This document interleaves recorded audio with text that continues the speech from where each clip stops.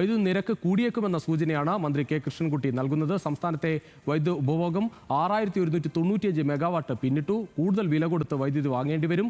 Current charge കൂട്ടാതെയിരിക്കാൻ സർക്കാർ ശ്രമിക്കും.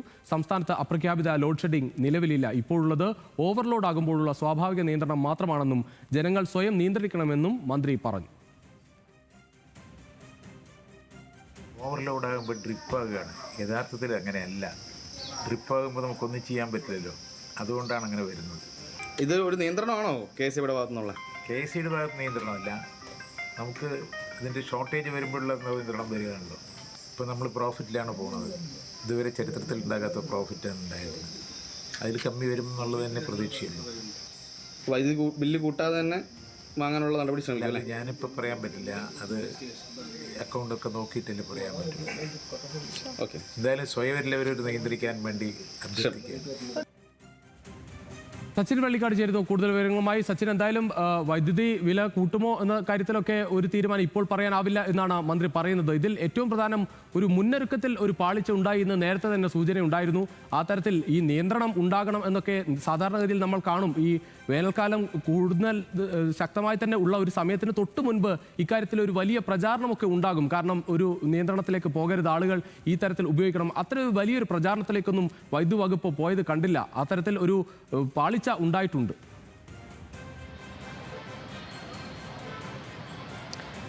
രുചീഷെ, സംസ്ഥാന വ്യാപകമായി, അതായത് രാത്രി എല്ലാ സ്ഥലങ്ങളിലും ഒരു 15 മിനിറ്റോളം നിലവിൽ വൈദ്യുതി തടസ്സം ഉണ്ടാവുന്നുണ്ട്. അത് പ്രധാനമായും അപ്രഖ്യാപിത ലോഡ് ഷെഡിംഗ് അല്ല എന്ന് തന്നെയാണ് മന്ത്രി കെ കൃഷ്ണൻകുട്ടി വ്യക്തമാക്കുന്നത്. പ്രധാനമായും ഓവർലോഡ് വരുമ്പോൾ മാത്രമാണ് ഇത്തരത്തിൽ വൈദ്യുതി കട്ടാവുന്നത് എന്ന കാര്യമാണ് മന്ത്രി കെ കൃഷ്ണൻകുട്ടി പറഞ്ഞിട്ടുള്ളത്. കൂടാതെ തന്നെ സംസ്ഥാനത്ത് വൈദ്യുതിയുടെ ഉപയോഗം 6100-ലധികം പിന്നിട്ടിരിക്കുകയാണ്. അതിനാൽ തന്നെ പുറത്തു നിന്നും നിലവിൽ വൈദ്യുതി വാങ്ങേണ്ട ഒരു സാഹചര്യം നിലനിൽക്കുന്നുണ്ട്. അത്തരം കാര്യങ്ങളിലെല്ലാം തീരുമാനമെടുക്കേണ്ടത് ബോർഡാണ് എന്ന കാര്യമാണ് മന്ത്രി വ്യക്തമാക്കുന്നത്. എന്തായാലും വൈദ്യുതി നിരക്ക് കൂട്ടാതെയുള്ള ഒരു തീരുമാനത്തിലേക്കാണ് സർക്കാർ പോകുന്നത് എന്ന കാര്യവും മന്ത്രി വ്യക്തമാക്കുന്നുണ്ട്. എന്തായാലും ജനങ്ങളെ ബുദ്ധിമുട്ടിക്കുന്ന തരത്തിലേക്ക് എന്തായാലും വൈദ്യുതി നിരക്ക് കൂട്ടില്ല എന്ന തരത്തിലാണ് മന്ത്രിയുടെ വാക്കുകൾ വരുന്നത്. അതേസമയം തന്നെ ജനങ്ങൾ സ്വയം വൈദ്യുതിയുടെ ഉപയോഗം പകൽ സമയങ്ങളിലായാലും രാത്രിയായാലും നിയന്ത്രിക്കണം എന്ന കാര്യവും മന്ത്രി വ്യക്തമാക്കുന്നുണ്ട്.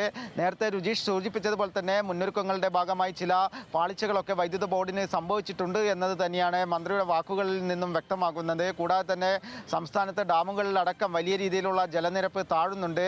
അതിനാൽ തന്നെ വരും ദിവസങ്ങളിൽ വേനൽ മഴ ലഭിച്ചില്ലെങ്കിൽ വലിയ ഒരു വൈദ്യുതി പ്രതിസന്ധിയിലേക്ക് സംസ്ഥാനം നീങ്ങും.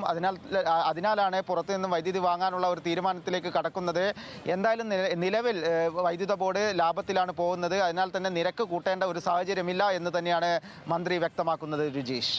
ശരി സച്ചിൻ, എന്തായാലും മന്ത്രി കെ കൃഷ്ണൻകുട്ടിയുടെ പ്രതികരണമാണ് വന്നത്. എന്തായാലും അദ്ദേഹം ഇപ്പോൾ വൈദ്യുതി നിരക്ക് കൂട്ടും എന്ന് പറയുന്നില്ല, പക്ഷേ അതൊക്കെ പിന്നീട് തീരുമാനിക്കും എന്നതാണ്. കൂട്ടില്ല എന്ന് ഉറപ്പിച്ച് പറയാനും സാധിക്കാത്ത ഒരു കാര്യമാണ്. കൂടുതൽ വില കൊടുത്ത് വൈദ്യുതി വാങ്ങുന്ന ഒരു സാഹചര്യത്തിലേക്ക് കാര്യങ്ങൾ പോവുകയാണ്. 200 മെഗാവാട്ടിൻ്റെ കുറവാണ് നിലവിൽ ഉള്ളത്. അതോടൊപ്പം തന്നെ കൂടുതൽ വൈദ്യുതി വാങ്ങേണ്ട സാഹചര്യത്തിലേക്ക് പോകുന്നു. റെക്കോർഡ് ഉപഭോഗത്തിലേക്ക് കാര്യങ്ങൾ പോകുന്നു.